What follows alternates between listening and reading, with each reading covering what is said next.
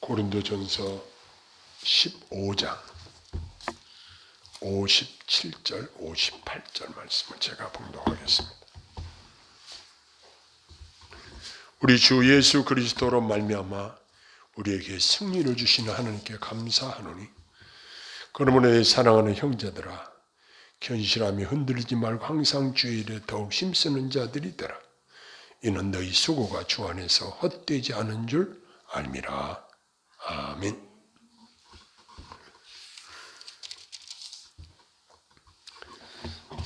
이게 뭐인 줄 아시나요? 카드입니다. 교통카드. 만 65세 이상에게 주는 교통카드인데, 이걸 가지면 지하철을 무료로 탈 수 있는 카드를 제가 받았습니다. 받아서 좋은 게 아니라, 이제 국가에서도 인정하는 노인이 됐구나, 이런 걸 생각할 때, 정말 이렇게 사람이 빨리 늙어버리는구나. 그리고 또 한 가지는 유통기한이 점점 이제 다가오고 있구나, 이런 생각을 했습니다. 이번 코로나19 사태로 말미암아 전 세계 사람들이 죽음의 공포에 떨고 있습니다. 여러 회사에서 백신을 만들어서 공급하고 있지만 다시 더욱 강력한 변종이 퍼지면서 이에 대한 두려움이 다시 엄습해오고 있습니다. 통계에 의하면 코로나19 이 질병으로 세계에서 사망자 수를 보니까 283만 6,964명으로 어제 날짜로 그렇게 발표가 됐더라고요. 그러니까 거의 300만 명 가량이 코로나19 이 질병으로 숨지게 된 거죠. 그러면 우리나라는 그래도 사망자가 참 적은 편으로 이렇게 알고 있습니다. 아무튼 이렇게 저렇게 사망 원인이야 여러 가지가 있겠지만, 우리나라에서 1년간 사망자 수 통계를 보니까 한 30만 명이 죽더라고요. 30만 5천 명으로 이렇게 작년 한 해에 죽은 사람이 그렇게 집계가 돼 있어요. 이처럼 우리 인간에게 직면한 가장 두려운 것은 죽음입니다. 인간의 죽음을 세 가지 측면에서 우리가 생각할 수 있는데, 첫째는 육신이 죽는 것입니다. 누구나 한 번 죽는 것은 정하신 법이라고 기록된 대로 누구든지 한 번 태어나면 언젠가는 죽게 되어 있죠.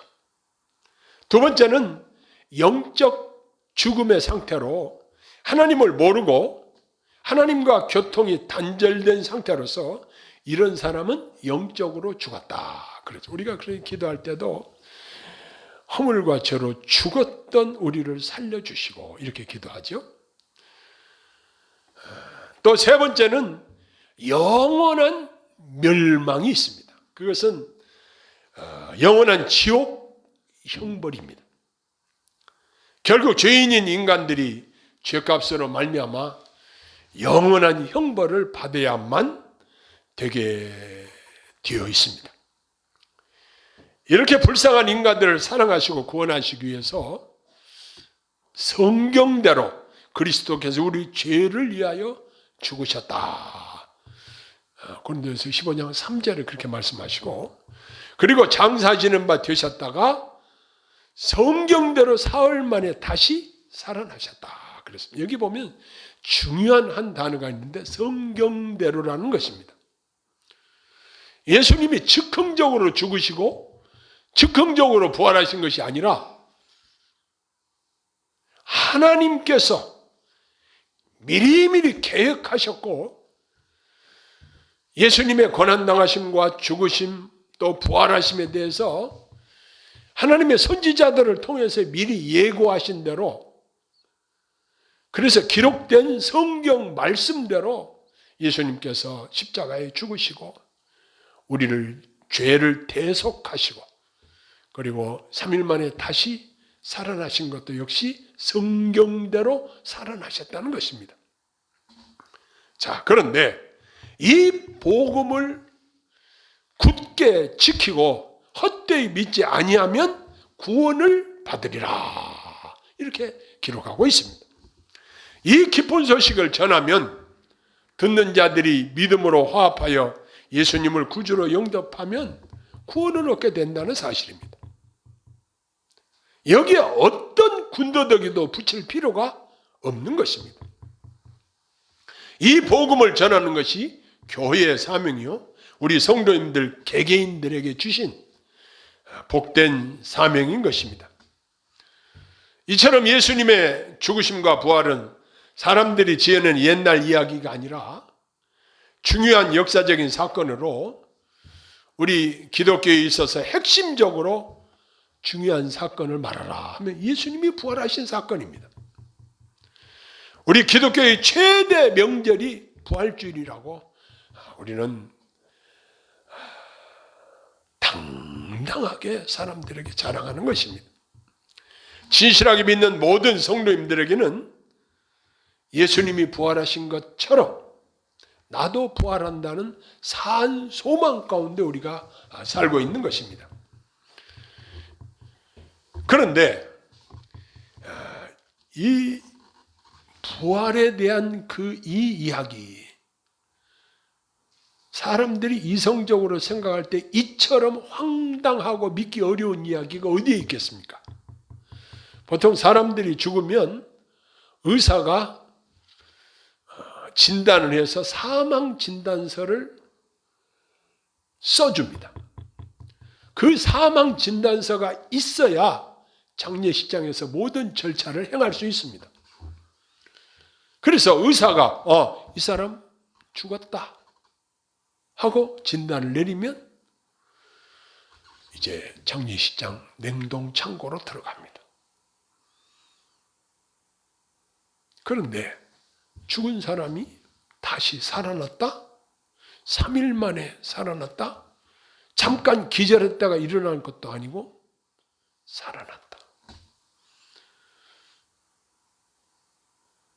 많은 사람들이, 어떤 사람들은 성인이라고 사람들에게 추앙받는 사람도 있고 돈이 많은 사람도 있고 높은 자리에 앉았던 사람들도 있지만 다 그들은 죽고 그들의 무덤이 있습니다. 그런데 예수님의 무덤은 지금도 비어 있습니다. 예수님께서는 십자가를 지시기 전에 제자들을 모아놓고 십자가에 죽으실 것과 부활하실 것을 미리 제자들에게 분명하게 예고해 주신 바 있습니다. 그런데 예수님께서 다시 살아나셨다고 막달라 마리아와 다른 마리아 여인들에게 나타내 보이시고 그들이 제자들에게 말했습니다. 그리고 예수님을 친히 만나서 본 제자들이 그 당시에 그 자리에 없었던 도마라는 제자에게 예수님이 다시 살아나셨다, 이 이야기를 했을 때 도마의 반응이 어땠나요? 나는 손에 못자국을 만져보고 옆구리에 창자국을 만져보기 전에는 못 믿겠다. 이처럼 사람이 죽었다가 다시 살아난다는 이 사실은 그야말로 황당한 이야기로 들릴 수밖에 없습니다. 인간의 과학적이고 이성적인 생각으로서는 도무지 믿을 수가 없는 이야기인 것 같습니다. 그러나 분명히 성경대로 예수님께서는 살아나셨고 제자들에게 보이셨고 500여 형제에게 보이셨다 그랬습니다. 그러니까 부활의 증인들이 엄청나게 많습니다. 사도행전을 보면 예수님이 죽으신 후에 벌벌 떨고 있었던 제자들이 부활하신 예수님을 만나고 그들에게 성령이 임재하고 난 이후에 그들의 삶은 완전히 담대한 신앙으로 바뀌었습니다. 벌벌 떨던 상태에서, 겁에 질린 상태에서 이제는 생명 걸고 예수님의 부활의 기쁜 소식을 전하는 이러한 제자로 탈바꿈했습니다. 이것이 무엇일까요? 예수님께서 다시 살아나셨다는 소식을 전하는데, 그들에게 이것은 너무나도 엄청난 사건이었고 담대하게 주의 복음을 증거할 수 있는 이제 그 배경이 된 것입니다.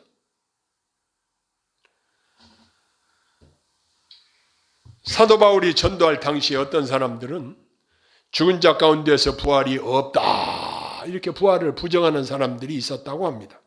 그래서 고린도 교회에 편지하면서 고린도전서 15장에 부활의 기쁜 소식을 증명하고자 애쓰는 모습을 여기서 보게 됩니다. 특별히 사도 바울은 13절에서 19절에 보면 만일이라는 단어를 써서 가정법을 사용해서 너무나도 확실하게 부활 신앙에 대한 변증을 하고 있는 것을 보게 됩니다. 그러나 이제 그리스도께서 죽은 자 가운데서 다시 살아나사 잠자는 자들의 첫 열매가 되셨도다. 20절에 확실하게 부활의 소식을 선포하고 있습니다. 역시 부활의 첫 열매가 되셨다고 하셨는데, 제가 그 과일나무를 심어놓고 보면 보통 2년에 맺히는 것도 있고 심은 뒤에 3년에 맺히는 것도 있습니다. 근데 첫 열매가 맺혔을 때 그와 똑같은 열매가 다음에 맺히게 됩니다. 더 나무가 크고 더 많은 열매가 맺히게 됩니다. 그런데 예수님의 부활하심은 우리에게 어떤 의미가 있느냐? 예수님이 첫 열매가 되시고 우리도 예수님과 같이 신령한 몸으로 다시 부활한다는 증표가 된다는 사실입니다. 예수님을 믿는 우리 모두는 예수 그리스도로 말미암아 그리스도 안에서 우리 그리스도인들이 삶을 얻으리라. 22절이 그렇게 증거하고 있습니다. 아담 안에서 모든 사람이 죽은 것 같이 그리스도 안에서 모든 사람이 삶을 얻으리라. 이렇게 말씀하고 있습니다. 그러면서 이제 42절과 44절에 보면은 죽은 자의 부활도 그와 같으니 썩을 것으로 심고 썩지 아니할 것으로 다시 살아나며 욕된 것으로 심고 영광스러운 것으로 다시 살아나며 약한 것으로 심고 강한 것으로 다시 살아나며 욕된 몸으로 심고 신령한 몸으로 다시 살아나느니 육의 몸이 있은 적도 영의 몸이 있느니라 그랬습니다. 이 복잡한 기계를 사용하다 보면 오래 쓰다 보면 고장이 나는 것처럼 우리가 이 땅에 살면서 우리 몸이 너무 복잡한 구조예요. 하나님이 만드신 우리 몸이 너무너무 복잡해요. 여러분 대학병원에 가보시면 내과 병동에 가보면 내과에도 심장내과 무슨 내과 호흡기 내과 거기에서도 다 세분해서 나눕니다. 의사들이 자기가 보는 분야만 계속 봅니다. 우리 몸이 얼마나 구조가 복잡한지, 그런데도 우리 몸이 수십 년을 사용할 수 있도록 하나님이 만드셨고, 우리 몸이 정말 이 땅에서는 질병으로 여러 모양으로 고통을 당할 때가 많이 있습니다. 어떤 때는 건강하다가도 순식간에 또 악화될 때가 있습니다. 겉으로 보기에는 건강한 것처럼 보여도 속에 문제가 많이 생길 수 있는 것이 우리 인간의 몸입니다. 그런데 이제 우리 연약한 몸들이 이 부활의 기쁜 소식을 접하고 주님과 같이 신령한 몸으로 다시 부활한다는 이 소식은 우리에게 엄청난 기쁜 소식인 것입니다. 그러면서 이제 51절로 54절에 보면 보라 내가 너희에게 비밀을 말하노니 우리가 다 잠잘 것이 아니요 마지막 나팔의 순식간에 호련히 변화되리니 나팔 소리가 나며 죽은 자들이 썩지 아니할 것으로 다시 살아나고 우리도 변화되리라. 이 썩을 것이 반드시 썩지 아니할 것을 입겠고 이 죽을 것이 죽지 아니함을 입을 때에는 사망을 삼키고 이기리라고 기록된 말씀이 이루어지리라. 그랬습니다. 이제 드디어 사도는 사람들이 그렇게 두려워하고 그렇게 무서워하는 이 죽음, 사망 권세, 그것을 향해서 외칩니다. 55절에 보니까 사망아 너희 승리가 어디 있느냐? 사망아 내가 쏘는 것이 어디 있느냐? 이 말씀은 사망 권세 앞에 굴복할 수밖에 없는 인간들 중에 부활 신앙을 가진 성도들만이 외칠 수 있는 승리의 외침이라고 말할 수 있는 것입니다. 부활의 소식은 이처럼 우리에게 큰 기쁨이요 산 소망이 되는 것입니다. 그리고 이 세상을 담대하게 살게 하는 원동력이 되는 말씀인 것입니다. 그래서 사도 바울은 우리 주 예수 그리스도로 말미암아 우리에게 승리를 주시는 하나님께 감사한다 그랬습니다. 누구든지 이 사망 권세 앞에 굴복할 수밖에 없고 사망 권세 앞에 두려워 벌벌 떨고 있는데 우리 그리스도인들은 예수 그리스도로 말미암아 우리에게 승리를 주신 하나님께 감사하는 마음으로 사는 자들입니다. 우리가 싸움을 잘해서 승리하는 것도 아닙니다. 중요한 것은 우리 주님이 승리하셨고 사망 권세를 이기셨기 때문에 우리도 주님 안에서 함께 승리한 자가 되는 것입니다. 이렇게 부활신앙을 소유한 성도님들이 그러면 하나님 앞에 어떻게 살아야 될까요? 이렇게 질문한다고 한다면 오늘 여기 마지막 절 58절에 그러므로 내 사랑하는 형제들아 견실하며 흔들리지 말고 항상 주의 일에 더욱 힘쓰는 자들이 되라. 이는 너희 수고가 주 안에서 헛되지 않은 줄 알미라. 그랬습니다. 첫 번째 적용점이 뭡니까? 견실하여 흔들리지 말 것을 권고하고 있습니다. 특별히 이렇게 전염병이 퍼지다 보니까 종교 단체에서 전염되는 이런 것들 두려워해서 매 주일마다 관공서에서 사람들이 파송되어서 와가지고 감독을 하고 공문을 전달하고 그러고 갑니다. 사실 교회는 방역 수칙만 잘 지키면 큰 위험이 따르지 않습니다. 그런데 지금 너무 과하게 교회를 이제 숨통을 쥔다 이렇게 사람들이 보고 있습니다. 그럼에도 불구하고 믿음을 가진 자들은 하나님께 예배드리는 일에 전혀 장애를 받지 않습니다. 어떤 방법으로든지 하나님 앞에 담대하게 예배드리고 하나님을 영화롭게 하는데 더 적극적이 된다는 사실입니다. 예로부터 우리 그리스도인들이 외적인 어떤 압력이나 핍박이 있을 때 더 열심을 내고 더 담대하게 주님 잘 섬겼던 신앙의 역사들이 있습니다. 아무리 정책이 어떻고 아무리 이런 어떤 제약 조건이 있다고 할지라도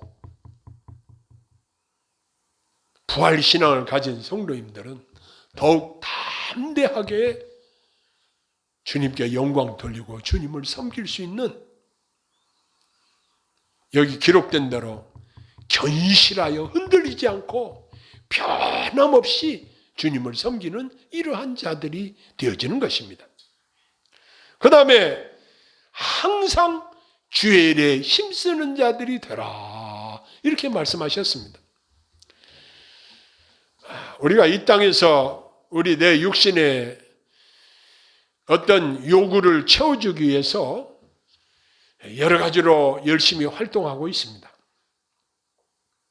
이런 것들은 자연인들도 또 교회 밖에 있는 사람들, 대부분의 사람들이 다 먹고 살기 위해서 열심히 수고하고 있습니다. 그러나 우리가 그리스도의 피로 구원받은 하나님의 자녀들에게는 사명이 주어져 있습니다. 어떤 사명인가? 주의 일에 힘쓰라는 사명이 주어져 있습니다. 우리에게 부활의 약속을 주시고, 그리고 이제 우리에게 부탁하신 것이 항상 주의 일에 힘쓰는 자들이 되라는 것입니다. 우리 주님께서는 우리에게 명령하시고 그 이후에 상급과 약속을 우리에게 허락하십니다. 우리가 주님을 위해서 충성하고 주님을 위해서 애쓰고 힘쓰는 것들을 우리 하나님께서는 다 기억하고 알고 계시는 것입니다. 요즘 부산시장, 서울시장을 선거한다고 하는데 사람들이 과거에 잘못했던 것을 들추어 가지고 서로 상대방을 공격을 합니다. 사람들도 사람의 잘못을 들추어낼 수 있도록 사람의 잘한 것과 잘못한 것을 다 기억하고 있다고 한다면 우리 하나님께서는 전지전능하신 하나님이시기 때문에 우리의 마음의 생각까지, 우리의 일거수일투족, 우리의 사는 삶의 모든 부분에서 다 아시고 기억하시고 계시다는 사실입니다.